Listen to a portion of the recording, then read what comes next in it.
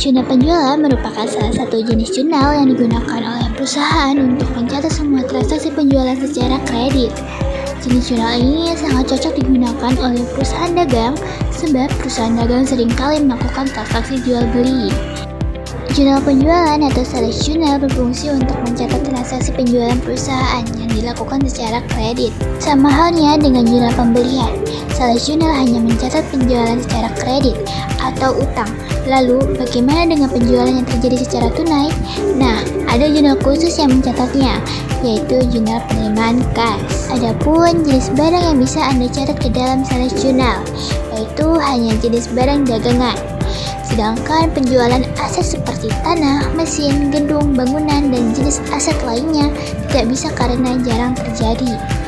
Anda dapat mencatat penjualan aset ke jurnal umum atau ke jurnal khusus, penerimaan kas dengan mendebit atau kas dan mengkredit akun penjualan. Manfaat jurnal penjualan juga membawa manfaat sebagai berikut. Yang pertama, mempermudah Anda melacak arus kas. Kedua, membantu memantau performa penjualan produk. Ketiga, sebagai bukti kepatuhan terhadap hukum. Bagaimana ya bentuk sales journal? Secara umum, bentuk sales journal mempunyai 6 kolom. Nah, berikut adalah bentuk dari sales journal. Nah, untuk selanjutnya aku akan menjelaskan lengkapnya mengenai filter masing-masing yang ada pada kolom jurnal penjualan. Yang pertama itu adalah tanggal. Kolom tanggal berisikan tanggal kejadian transaksi. Untuk menentukan tanggal jurnal dapat dilihatnya pada faktur. Kedua, nomor faktur, berisi nomor yang tertera pada faktur. Ketiga, keterangan. Kolom ini berisikan pihak melakukan pembelian secara kredit kepada perusahaan. Keempat, itu ada ref, yakni kolom yang berisikan nomor referensi. Anda dapat menyelesaikan penyusunan nomor referensi dengan kebutuhan perusahaan. Yang kelima, itu ada syarat pembayaran. Kolom yang berisi syarat ketentuan pembayaran yang penjual wajibkan kepada pembeli, misalnya N/30, 2/10, 3/45, 6 piutang dagang dan penjualan. Berisikan jumlah nominal transaksi berdasarkan faktur dengan mendebit piutang dagang dan mengkredit penjualan.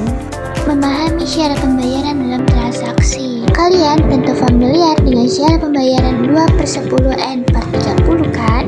Nah, itu merupakan salah satu contoh syarat pembayaran yang sering muncul dalam transaksi jual beli. Dalam dunia jual beli, memang terkadang terdapat syarat pembayaran khusus yang disimbolkan dengan kode tertentu. N/30 maksudnya jangka waktu pembayaran maksimal adalah 30 hari setelah terjadinya transaksi. N sendiri berarti jumlahnya banyaknya hari. Apabila lebih dari 30 hari, pembeli belum bisa melunasi pembayaran, maka pembeli dapat mengajukan perjanjian dengan penjual. Selanjutnya ada 2/10 N/30. Seperti pembahasan sebelumnya, N/30 mempunyai makna bahwa jangka waktu maksimal pembayaran utang yaitu 30 hari setelah terjadinya transaksi. Sedangkan 2/10 artinya pembeli akan mendapatkan diskon sebesar 2% apabila mampu melunasi pembayaran maksimal 10 hari setelah terjadinya transaksi. Jika lebih dari 10 hari, maka penawaran diskon tersebut tidak akan berlaku lagi. Apa saja sih jenis jurnal penjualan? Pertama itu ada jurnal penjualan tunai. Kedua, jurnal penjualan kredit. Ketiga, jurnal pegangan penjualan. Keempat, jurnal letter penjualan dan pengurangan. Cara mencatat jurnal penjualan secara kredit. Yang pertama itu ada identifikasi transaksi. Kedua, kumpulkan informasi penting. Ketiga, catat transaksi ke dalam jurnal penjualan. Keempat, posting ke buku besar umum. Kelima, verifikasi dan penyesuaian. Apa saja tips menyusun sales journal?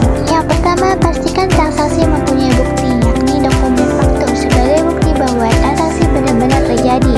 Kedua, setelah itu lakukan analisis apakah transaksi yang terjadi sesuai dengan faktur yang ada. Jika sesuai, maka transaksi tersebut tidak fiktif.